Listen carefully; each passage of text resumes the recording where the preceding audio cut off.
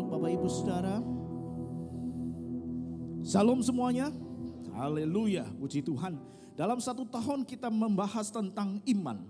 Dan saya berharap kita semua tidak bosan untuk membicarakan hal ini. Dan setiap minggu versinya selalu berbeda. Minggu ini kita berbicara tentang iman dan mujizat Elia. Ya, setiap minggu pasti berbeda ya. Jadi hari ini kita berbicara tentang iman dan mujizat Elia. Siapakah Elia ini sebenarnya? Elia atau yang disebut Elias atau disebut sebagai Elihu. Dalam bahasa Ibrani disebut sebagai Allah atau Yehova adalah Allahku. Ini nama yang diberikan kepada Elia. Dan kita tahu di dalam kondisi Elia ini, dia terbit muncul Elia dari Tisbe Gilead ini pada saat situasi dan kondisi sedang tidak enak. Pada saat situasi dan kondisi tidak sedang baik-baik saja. Dan itu kemungkinan juga terjadi dalam kehidupan kita. Bahwa situasi dan kondisi yang kita hadapi tidak sedang baik-baik saja. Dan inilah kenapa saya akan tunjukkan kepada Bapak Ibu Saudara situasi dan kondisi di mana Elia yang dari Tisbe Gilead ini muncul. Ya, next. Kita langsung aja ya.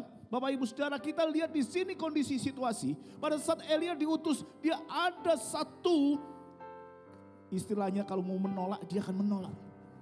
Dia menolak. Karena ada situasi kondisi yang membuat dia dalam ancaman. Situasi dalam kesulitan. Ini yang terjadi. Jadi Elia muncul bukan dalam situasi yang sedang baik-baik saja. Situasi seperti itu bisa juga kita alami saat ini Bapak Ibu Saudara. Apa saja? Yang pertama pada saat Elia muncul ini adalah pada saat dia ada pemerintahan dari kerajaan Raja Ahab dengan istrinya yang licik sekali namanya siapa? Isabel. Next satu. Dia hidup di sana. Hidup di zaman pemerintahan monarki Ahab dan istrinya Isabel. Dan kita tahu pada saat pemerintahan di sini ada banyak kondisi situasi yang berbeda. Mereka sangat memerintah dengan tangan besi. Siapa saja yang mencoba untuk menghalang-halangi pemerintahnya pasti dihabisi. Dan itu terbukti pada suatu saat Ahab ingin satu kebun anggur. Kebun anggur namanya orang yang punya adalah Nabot. Dia mau meminta itu menjual kepada Ahab. Supaya kebun anggur ini bisa dijadikan sebagai kebun sayur. Namun Nabot tidak mau menjualnya. Alasannya adalah itu adalah warisan leluhur. Dan di dalam Israel tidak boleh. Warisan leluhur itu dijual. Pusaka keluarga itu dijual. Sehingga dia tolak. Ahab menjadi sakit hati. Dan istrinya yang licik itu kemudian membuat satu skenario. Yang seolah-olah Nabot itu melakukan pelanggaran. Dengan menyewa orang-orang Dursila. Untuk menfitnah. Bahwa Nabot sudah menghujat Allah. Dan pada waktu itu kalau menghujat Allah hukumannya adalah rajam. Hukumannya adalah mati. Dan terbukti Bapak Ibu Saudara, Nabot dihukum mati. Sehingga Isabel dengan leluasa bisa mengambil kebun anggur itu menjadi miliknya Ahab.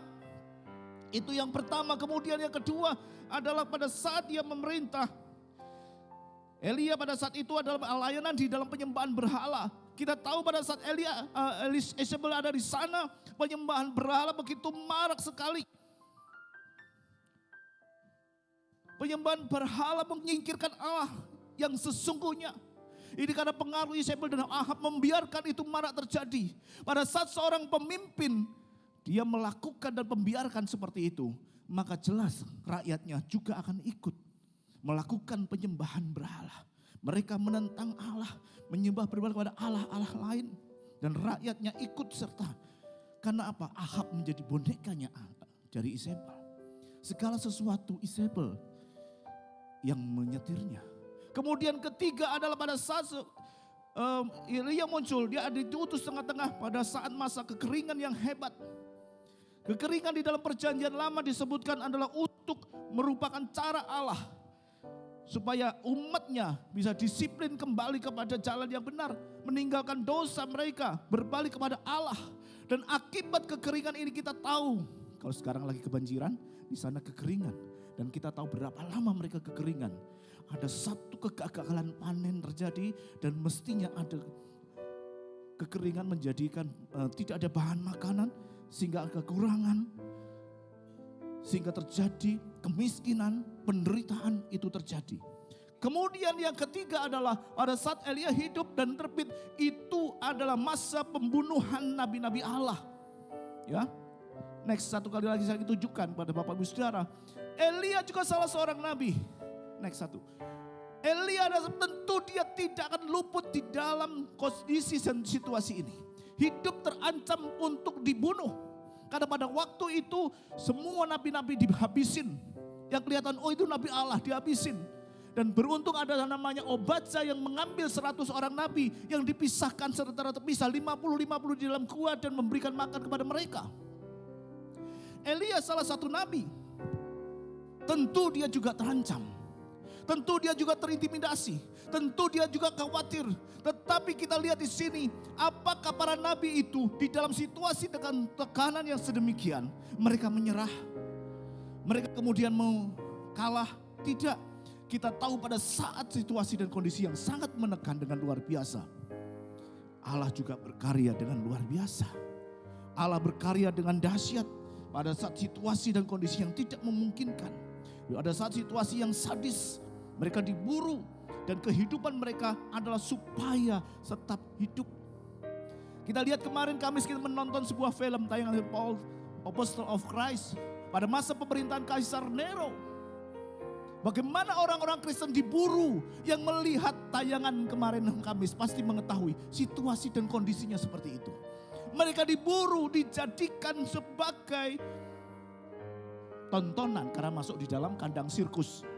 Mereka dijadikan sebagai obor yang menerangi kota, dibakar hidup-hidup untuk menerangi kota. Itu di zaman Kaisar Nero yang Kamis kemarin kita lihat bersama-sama di tempat ini.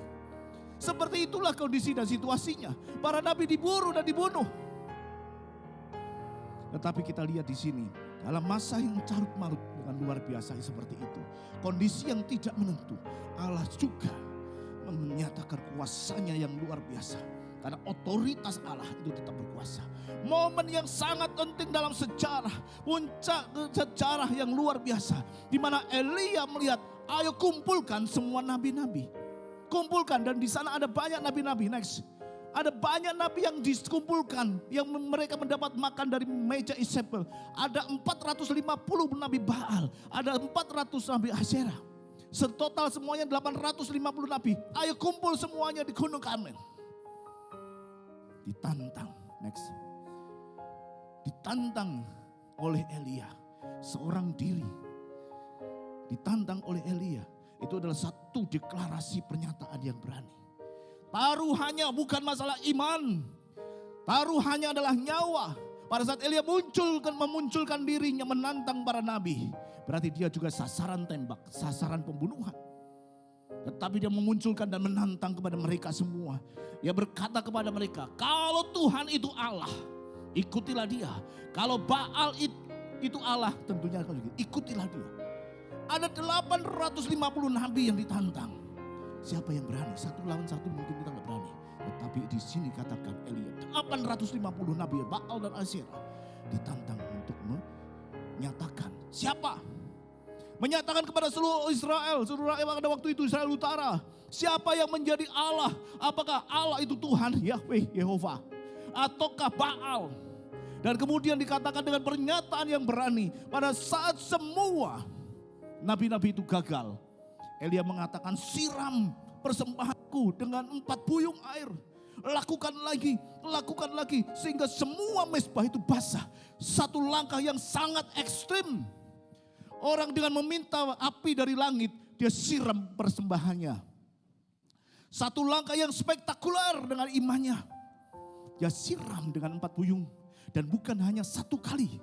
Bukan hanya 2 kali, 3 kali disiram persembahan itu dan dia berseru kepada Tuhan. Ya Tuhan, dikatakan begini, Allah Abraham, Ishak dan Israel. Pada hari ini biarlah diketahui orang bahwa Engkaulah Allah di tengah-tengah Israel. Dan bahwa aku ini hambamu dan bahwa atas firman-Mu lah aku melakukan segala perkara ini. Jawablah aku ya Tuhan. Jawablah aku supaya bangsa ini mengetahui bahwa Engkaulah Allah ya Tuhan. Dan Engkaulah yang membuat hati mereka bertobat kembali. Satu pernyataan iman yang luar biasa. Di dalam situasi kondisi terancam dibunuh. dia berani menantang. Di dalam situasi dan kondisi dia terancam, dia menyatakan imannya. Bahkan bukan sekedar, tetapi dia menyiram semua persembahan itu dengan 4 buyung air. Sehingga kita bisa melihat kekuasaan Allah yang dahsyat dan luar biasa itu terjadi. Perkataan yang dibuktikan, perkataan iman yang dibuktikan oleh Allah. Sehingga terjadilah api menyambar dari langit. Menyambar semua persembahan dan memakan habis persembahan Elia. Dan kita tahu kisah ini Bapak Ibu Saudara. Semua nabi-nabi Baal itu digiring ke sungai Kidron. Mereka disembelih satu persatu. Kita tahu kisah ini. Dan ini adalah satu kemenangan yang luar biasa terjadi. Apakah manusia seperti Elia bisa kita lakukan juga dalam kehidupan kita? Karena yang disebutkan di dalam Ibrani, Elia juga manusia biasa. Mari kita lihat logika iman Elia. Apakah Elia mendasarkan kepada hanya sebagai kuasa spektakuler, kuasa adikodrati saja, atau boleh dikatakan yang di luar kemampuan manusia? Apakah tidak memahami, tidak mengetahui dengan logikanya?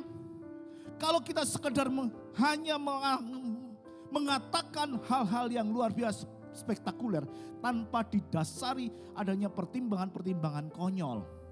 Pada saat Elia menyatakan dan menampakkan diri kepada para nabi, itu nyawa taruhannya. Pada saat dia membuktikan bahwa Allah adalah yang hidup, nyawa taruhannya. Tetapi pada saat momen yang kritis itu, kita percaya bahwa Elia tentu bukan sembarangan mengatakan. Tetapi ada satu dasar keyakinannya. Dasarnya adalah hubungannya dengan Allah. Logikanya adalah hubungan Allah dengan dia. Katakan dia mengetahui keintiman atas pengenalan dan pengetahuannya dengan Allah. Sama seperti seorang anak kecil. Dia begitu yakin dengan kemampuan papanya. Pada saat dia harus berjalan di dalam kegelapan, dia tahu bapaknya sudah menuntun atau memimpin atau melindungi. Dia tidak pernah khawatir harus di tengah keramaian. Karena tahu ada bapak yang melindungi. Dia tidak pernah khawatir di dalam situasi kondisi apapun. Di tengah-tengah orang banyak sekalipun. Karena tahu bahwa Allah, bahwa ayahnya itu pasti akan menolong. Logika iman Elia juga seperti itu. Dia tahu Allah yang sanggup untuk melakukan segala perkara. Makanya dia berani menyatakan dirinya. Dia berani memperkatakannya. Itu karena dia mengenal. Karena dia mengetahui dengan pasti siapa Allahnya. Timotius mengatakan, aku tahu siapa yang menjadi Allahku. Jadi karena pengetahuannya ini, maka dia berani mengatakan. Ada satu credo dikatakan dia, credo ut intelligas en intellectum un credas. Ada iman yang membutuhkan pengertian. Ya, faith needs seeking understanding. Faith seeking understanding. Iman membutuhkan satu pengertian dalam kehidupan kita. Iman membutuhkan pengertian. Dan pengertian itu sendiri juga menumbuhkan iman. Nanti akan jelaskan mengenai credo ini. Karena dasarnya adalah relasi. Relasi Elia dengan Allahnya. Ia mengenal, artinya mengenal, dia mengetahui dan memahami. Dan itu membuktikan kepada satu hubungan intimasi yang luar biasa seperti ayah dan anak. Sehingga dari situ dia tidak takut. Hubungan ini tentu tidak instan.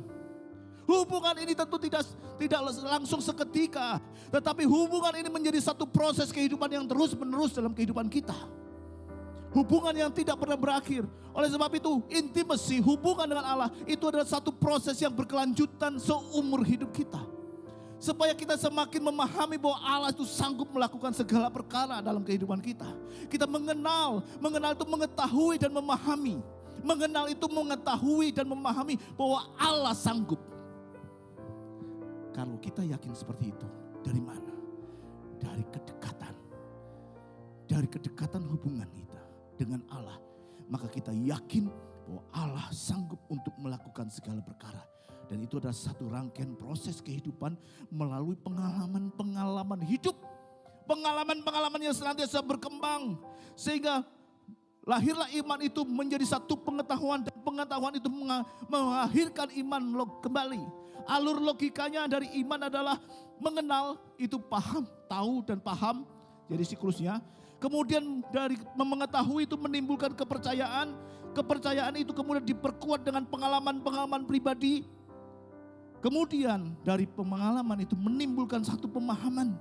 Dan pada saat kita memahami, maka itu akan menimbulkan iman kembali. Begitu seterusnya. Sehingga iman itu semakin lama menjadi semakin kokoh. Kalau kita dasarkan kepada Ibrani 11 ayat 1 dikatakan begini. Iman adalah dasar dari segala sesuatu yang kita harapkan. Dan bukti dari segala sesuatu yang tidak kita lihat. Jadi pengharapan kita didasarkan kepada iman. Dan iman adalah bukti dari segala sesuatu yang tidak kita lihat. Apa yang tidak kita lihat? Apa yang kita harapkan sebagai buktinya? Bapak Ibu Saudara, mungkin kalau kita melihat di sini saya kasih tulisan di bawahnya. Iman adalah jaminan bahwa apa yang kita harapkan akan terjadi. Dan kepastian bahwa apa yang tidak dapat kita lihat itu ada. Saudara percaya apa yang tidak kita lihat itu ada? Halo, masih ada orang percaya? Orang mengatakan apa sih yang tidak kita lihat itu ada. Contoh yang ada di sini adalah ini lampu energi listrik dan sebagainya. Ya, orang mengatakan invisible, yang tidak kelihatan. Ada film namanya Invisible Man, ya Pak, ya Pak ini. Invisible, ya itu satu teknologi orang menghilang dia menggoda pacarnya, itu film. Ada film yang namanya Invisible Hopes. Itu yang menceritakan mengenai kekejaman penjara wanita di Indonesia. Tetapi ini adalah invisible yang tidak kelihatan, yang saya kaitkan dengan energi listrik. Siapa yang tidak sudah pernah melihat energi listrik? Gak ada kan? Atau wifi? Ada enggak? Energi listrik tidak kelihatan tetapi kita yakin itu ada. Buktinya apa? Pada saat kita kesengat, pada saat tegangan itu tinggi kita bisa koit. Kita kesetrum. Dan pada saat kesetrum yang menimbulkan kesakitan. Ada sesuatu yang luar biasa terjadi di situ. Kalau tidak percaya siapa membuktikan silahkan. Tetapi saya ingin katakan kepada Bapak Ibu Saudara bahwa apa yang tidak kita lihat itu ada. Dari mana kita tahu bahwa listrik itu ada? Dari mana? Dari pengetahuan. Kita sejak kecil diajar, di SD diajar ada energi listrik. SMP kita diajar ada energi listrik. SMA lebih lagi kita mempelajari lebih detail aliran-aliran listriknya. Dari situ kita tahu bahwa itu ada energi listrik walaupun tidak kelihatan. Tetapi ada dan sangat luar biasa kekuatannya. Demikian juga wifi yang sekarang ini kita pakai. Kita bisa mengakses dunia. Mengetahui semua informasi yang ada di dalam dunia ini dengan satu genggaman. Apakah kita bisa melihat ada energi wifi? Wifi dapat kita lihat? Wifi? Gak bisa. Tetapi yang tidak kelihatan itu kita yakini ada. Amin. Allah juga. Diajarkan di sekolah minggu bahwa Allah itu ada. Diajarkan di dalam pelajaran agama Kristen Allah itu ada. Apakah Allah perlu membuktikan? Silakan yang mau membuktikan berangkat duluan. Tetapi kita yakin dan percaya seperti yang disebut Allah itu ada. Amin. Dari sini kita bisa memahami terlebih dahulu. Nah terus kemudian jaminan yang kita harapkan itu dapat. Dari mana kita mendapatkan jaminan itu ada? Jaminan kita mendapatkan. Bapak Ibu Saudara, kalau kita mengetahui listrik ini ada. Kalau kita ingin mendapatkan manfaatnya. Apa yang harus kita lakukan? Kalau kita tahu wifi ada, kalau kita mau memanfaatkan energi wifi itu supaya kita bisa browsing kemana saja, apa yang kita lakukan? Tentunya kita mengisi HP kita dengan paket datanya. Terus enggak usah pakai data, ya menyalakan HP-nya kemudian masuk di dalam frekuensi wifi-nya. Atau kalau kita menggunakan alat listrik, kita menggunakan setrika. Bisakah kita setrika bisa memberikan fungsi kalau tidak dikoneksikan dengan listrik? Gak bisa. Kita menggunakan sound system seperti ini. Bisakah terpakai kalau tidak dikoneksikan dengan listrik? Gak bisa. Demikian juga Allah. Pada saat kita mengetahui Allah ada, Maka kita supaya mendapatkan jaminan segala apa kita harapkan ada, maka kita harus terkoneksi dengan Dia. Satu frekuensi dengan Allah. Pada saat kita satu frekuensi dengan Allah, maka seperti tadi katakan, kita juga akan mendapatkan jaminan bahwa apa yang kita harapkan itu diberikan Allah. Dan Elia sangat memahami itu. Elia sangat paham itu, makanya dia koneksikan dirinya dengan Allah. Satu intimasi yang luar biasa, sehingga apa yang diperkatakannya dia yakin akan jadi. Sampai di sini bisa dimengerti Bapak Ibu? Itulah kenapa katakan seperti itu. Kita harus terkoneksi, ada satu relasi yang luar biasa, yang tidak pernah putus. Dan itu merupakan satu rangkaian proses. Rangkaian yang proses yang tidak pernah terputuskan. Supaya kita semakin memahami. Tadi katakan bahwa iman menimbulkan pengetahuan. Pengetahuan kemudian dengan pengalaman-pengalaman menimbulkan iman kembali. Itu yang harus menjadi bagian kita. Siklus yang semakin terus-menerus kita perbarui sehingga iman kita semakin hari semakin mantap di dalam Tuhan. Jadi kita tahu bahwa apa yang tidak kita lihat itu ada. Karena iman tanpa perbuatan itu mati. Iman tanpa perbuatan mati. Kalau kita mengetahui Allah ada tetapi kita tidak pernah terkoneksi dengan Dia, maka sia-sia iman kita. Gak ada artinya. Kita tidak mendapatkan manfaat apa-apa dari situ. Ya Bapak Ibu Saudara. Ada banyak orang mengadakan banyak program, tetapi hanya sekedar program, tidak pernah melaksanakan. Itu juga sia-sia. Jadi kalau kita iman, kita mau melakukannya. Ada satu perkataan iman yang kita lakukan. Lanjut, dengan iman yang begitu kokoh, maka apa yang diperkatakan dan diperbuat Elia menjadi satu keniscayaan terjadi. Belum. Sesuatu yang dikatakan bisa terjadi. Kenapa? Yang pertama karena kedekatan hubungan yang membuat dia berani memperkatakan imannya. Karena hubungannya dekat, dia tahu bapaknya sanggup untuk melakukan segala perkara. Maka dia berani memperkatakan, "Cok wani-wani bi aku, bapakku nengguri. Saya dulu di perusahaan lama. Saya berani sidang kemana-mana, berani menghadapi siapa saja. Karena apa? Di belakang saya ada pasukan yang besar, ya owner yang besar. Itu yang di dunia ini. Lah bapak kita di surga bagaimana?"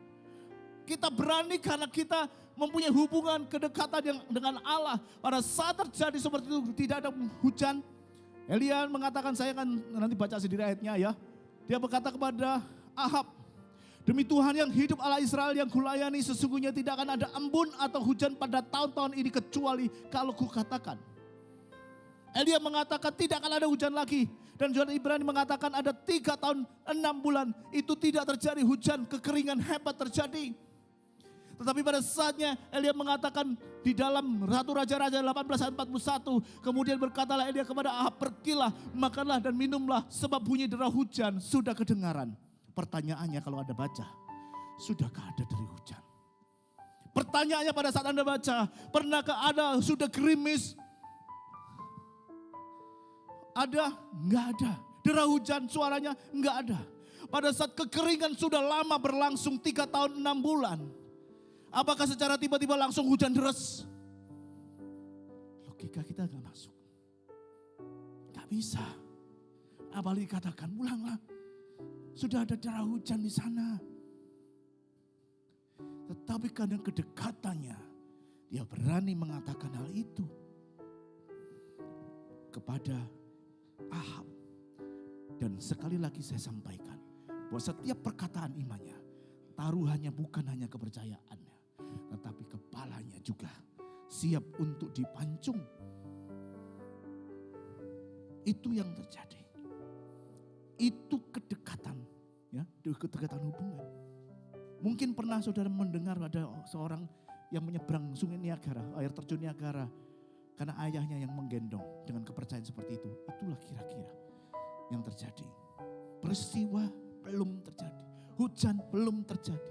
Dan bahkan tidak ada tanda-tanda turun hujan karena panas begitu menyengat. Apa yang dilakukan? Next. Apakah terjadi sesuatu yang spektakuler? Enggak. Pada waktu itu tidak terjadi apa-apa. Elia harus berlutut 7 kali. Dia harus berlutut meminta kepada Tuhan 7 kali disebutkan. Setelah 7 kali dia berlutut, dia baru melihat ada awan kecil. sebesar telapak tangan timbul dari laut. Ada awan kecil yang baru muncul. Dia mengelutut lagi minta Tuhan, kenapa tuh awan kecil? Ya, Anda mungkin pernah dengar istilah pray until something happen. Apa itu singkatannya? Push. Itu yang dilakukan Elia. Pada saat dia mengatakan pulanglah, derai hujan sudah dengar. Itu belum ada tanda-tandanya. Dilihat belum ada. Dia suruh bujang yang lihat. Dia berlutut dengan kakinya. Baru setelah 7 kali hanya kelihatan awan kecil. Apa artinya awan kecil untuk menurunkan hujan lebat? Enggak ada artinya. Apa artinya awan sebesar telapak tangan bisa menurunkan hujan yang membuat kekeringan di Israel Utara terjadi? Tidak ada. Tetapi sekali lagi di sini iman itu diuji. Ya 7 kali dia mengatakan seperti itu dan terjadilah hal yang luar biasa. Nanti kita akan lihat lagi ya Bapak Ibu. Next. Maka dalam sekejap mata langit menjadi kelam oleh awan badai. Lalu turunlah hujan yang lebat. Dibuka aja semua. Turunlah hujan yang sangat lebat. Dalam sekejap. Awan yang kecil itu menjadi awan yang gelap dan pekat. Sehingga turunlah hujan yang luar biasa.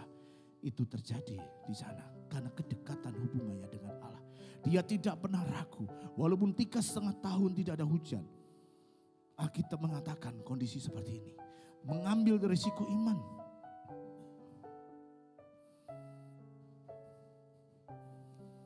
Ya, dia tidak pesimis. Pada saat hanya awan kecil. Kita lihat sebelumnya.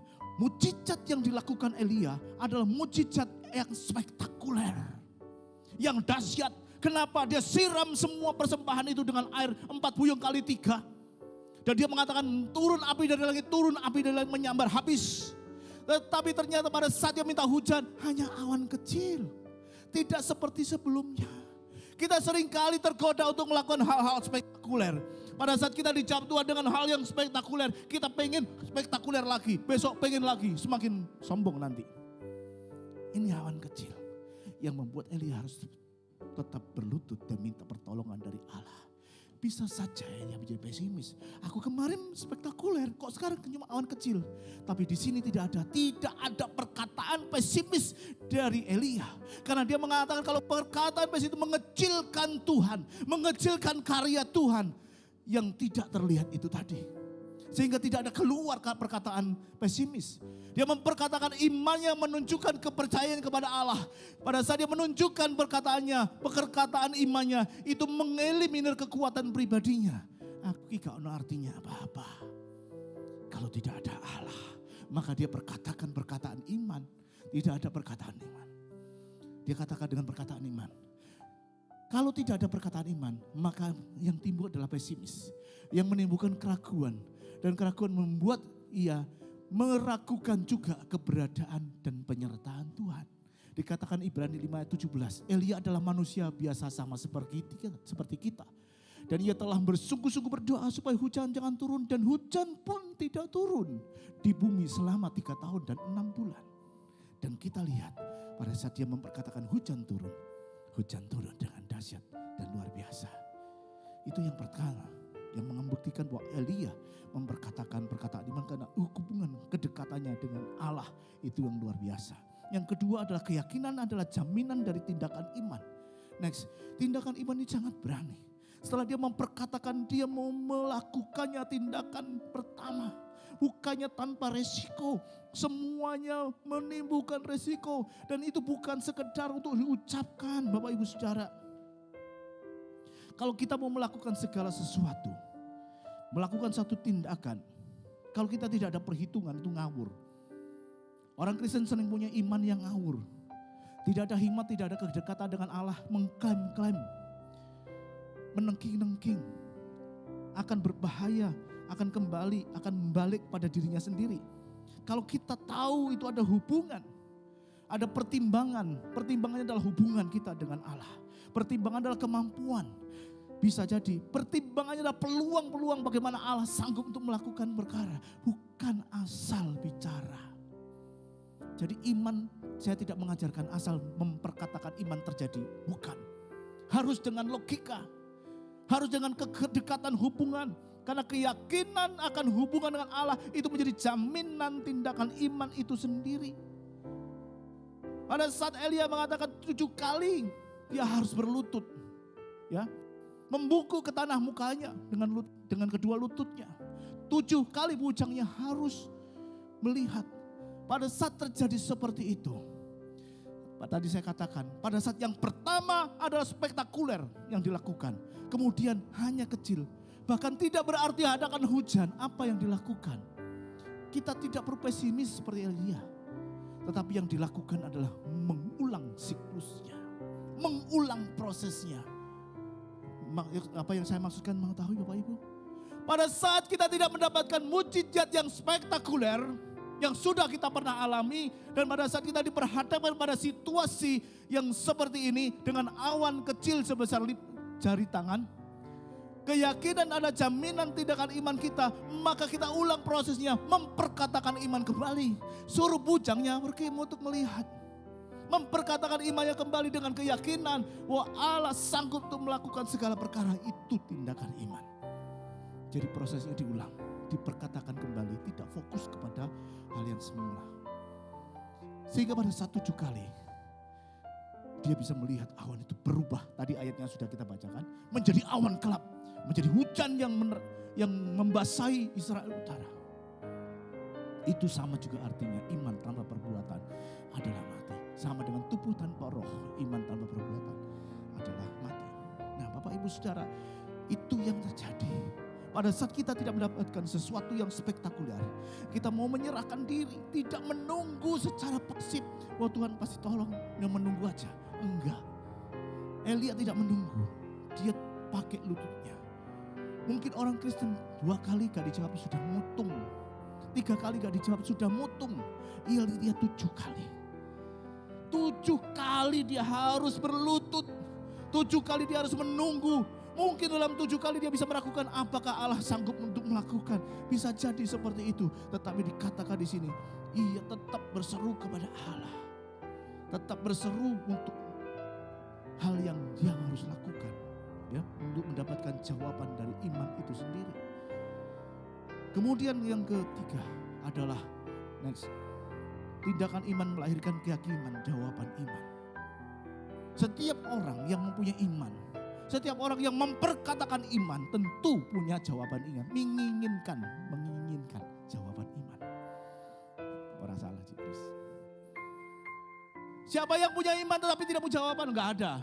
Setiap orang yang beriman ingin jawaban iman. Jawabannya adalah pengennya sesuai dengan keinginan kita.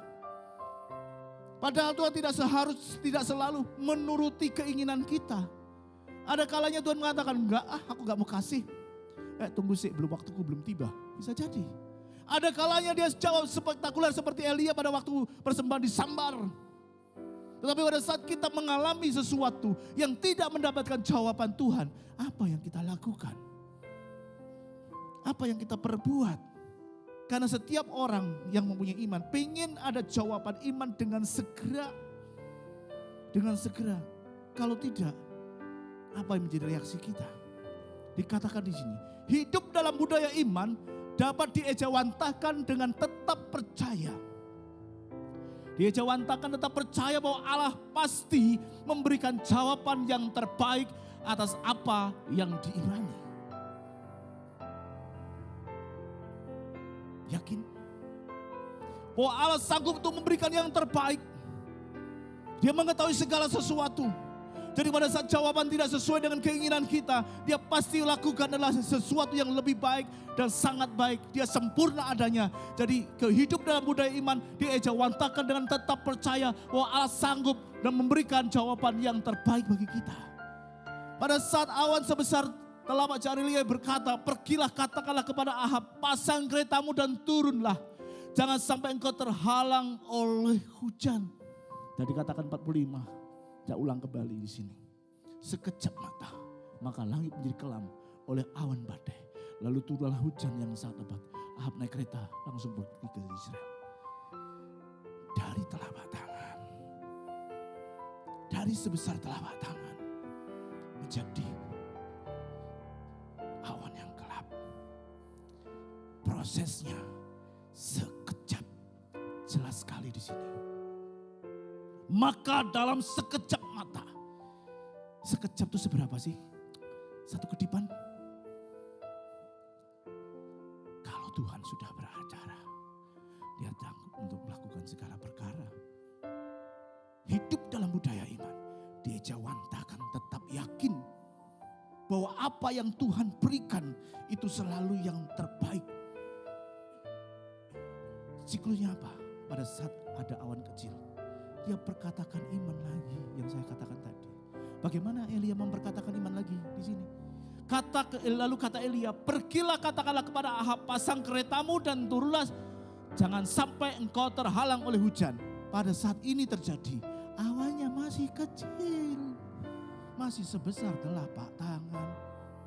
Tetapi perkataan iman dimunculkan kembali. Perkataan iman diucapkan kembali dengan tindakan iman. Apakah semua enggak beresiko? Semua beresiko. Tetapi karena kedekatan hubungannya dengan Allah, tindakan iman itu melahirkan keyakinan akan jawaban iman bahwa Allah sanggup memberikan yang terbaik bagi kita. Amin. Itu yang Tuhan mau dalam kehidupan kita, Bapak Ibu Saudara. Selalu memperkatakan dengan keyakinan iman, tindakan iman, dan kita yakin akan jawaban iman. Tetapi kita lihat di sini, Elia adalah manusia biasa. Sama seperti kita. Elia bukan dewa. Elia manusia biasa. Dan ini yang luar biasa di dalam Alkitab. Sangat jujur dikatakan. Punya kelebihan kekuatan luar biasa. Tetapi pada saat sesuatu yang jatuh, dia berikan next. Dia tahu Elia pada sudah melakukan perkara-perkara yang dahsyat dan spektakuler. Dengan imannya yang luar biasa. Tetapi dikatakan Elia masih manusia biasa. Bisa depresi. Dalam tekanan. Ya, Yakobus 5 ayat 17a dikatakan begini. Elia adalah manusia biasa sama seperti kita. Sama seperti kita, dia bisa depresi pada saat dia mendengar ancaman Isabel, maka menjadi takut. Ya, dia pergi menyelamatkan nyawanya serta meninggalkan bujangnya di Berseba yang termasuk wilayah Yehuda. Lalu ia sendiri masuk ke padang gurun sehari perjalanan jauhnya. Lalu duduk di sana sebuah pohon ara. Di sanalah Elia berkata kepada Allah dan meminta Allah agar mencabut nyawanya saja. Padahal dia baru melakukan perkara yang spektakuler. Padahal dia baru melakukan mujizat-mujizat atas persetujuan Allah. Memperkatakan imannya yang dahsyat. Tetapi ada satu depresi ketika diancam. Manusia biasa sama seperti kita. Depresi adalah kelainan suasana hati yang menyebabkan perasaan sedih dan kehilangan minat terus menerus. Depresi biasanya akan mempengaruhi seseorang dalam berpikir dan berperilaku serta dapat memicu berbagai masalah fisik maupun emosional. Next, slide terakhir.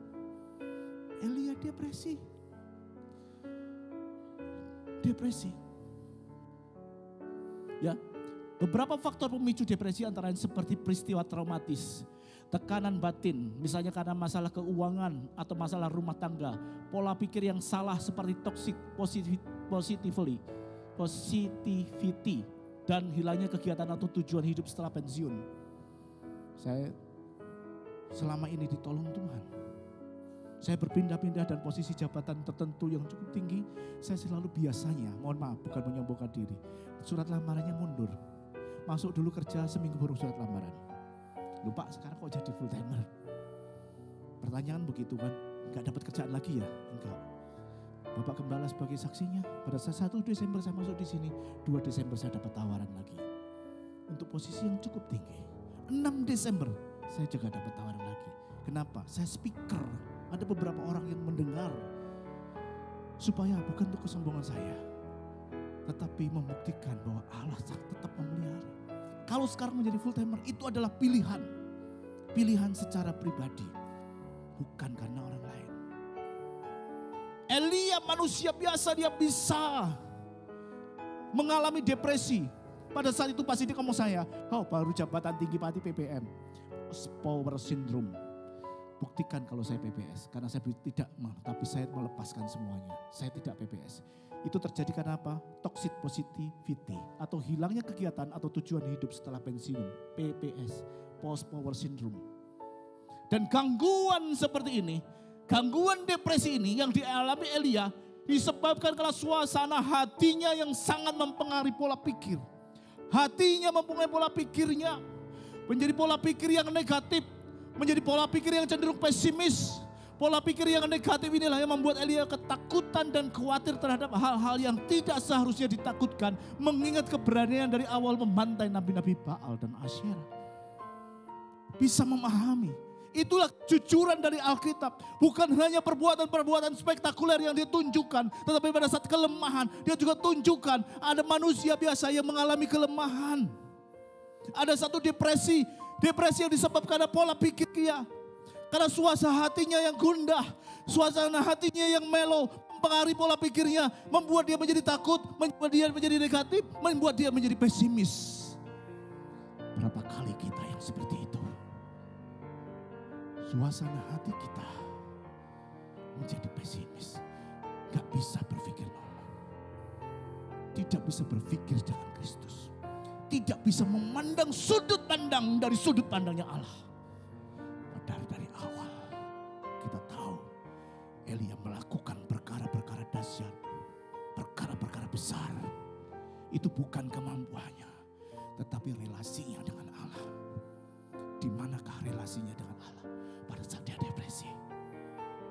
Di manakah kedekatan hubungan dengan Allah pada saat dia mengatakan ada perkara-perkara negatif dalam pikirannya sehingga dia mengadakan depresi iman. Depresi adalah penyakit yang melumpuhkan iman kita. Depresi itu penyakit yang melumpuhkan iman kita. Sehingga kita tidak bisa melihat Tuhan. Sehingga kita tidak bisa memandang kedahsyatan Allah. Berpikir pesimistis. Pada saat berpikir pesimistis, lemahlah kekuatan kita. Tapi syukur kepada Allah. Allah tidak pernah membiarkan Elia seperti itu. Dia datangi malaikat. Dia melakukan psikoterapi. Terapi psikologis. Kita seringkali kalau pada saat depresi perlu psikoterapi. Terapi psikologis. Kalau Elia didatangi malaikat Allah sendiri, kita bisa datang kepada hamba-hamba Tuhan di sini. Aku dalam kondisi seperti ini, Pak. Ya, ada psikoterapi yang harus kita butuhkan supaya iman kita tumbuh kembali, ya, supaya iman kita muncul kembali. Dan pada saat Elia mendapatkan sesuatu pemulihan secara fisik dengan diberikan makanan, kurang makan lagi kurang, Allah juga memulihkan pola pikirnya. Dan pada saat dia pola pikirnya sudah berubah, dia relasinya dengan Allah kembali normal, sehingga dia berjalan ke Gunung Horeb. Dia mendengar satu Allah yang berbicara kepadanya, bukan dengan suara yang guntur yang membelah batu-batuan, bukan dengan api, tetapi dengan suara yang lemah lembut. Di situ dia bercakap-cakap dengan Allah. Di situ dia berbicara dengan Allah. Allah sudah mengubah pola pikirnya, memulihkan. Sehingga pada saat pola pikirnya sudah mulai positif, relasinya kembali terbangun. Saya undang worship leader singer untuk menyiapkan satu pujian bagi kita semuanya. Pola pikirnya yang diubahkan kembali. Mindsetnya diubahkan kembali. Bukan pola pikir yang negatif, diubah menjadi positif. Bukan pola pikir yang pesimis, diubah menjadi optimis. Sesuatu yang terjadi karena relasinya dengan Allah yang luar biasa. Itu yang membuat kita yakin. Kalau kita tidak punya relasi dengan Allah, jangan coba-coba memperkatakan iman. Apalagi kalau itu beresiko kepala taruhannya. Miliki kedekatan hubungan dengan Allah. Miliki kedekatan hubungan Allah. Depresi bisa terjadi. Orang menganggap hamba Tuhan itu hebat. Pendeta itu hebat. Imannya kuat. Pasti dia akan pernah jatuh. No. Hamba Tuhan juga tetap manusia. Elia yang dahsyat aja seperti itu. Asal kita bisa menjaga hubungan dengan Allah. maka kita tetap bisa berdiri.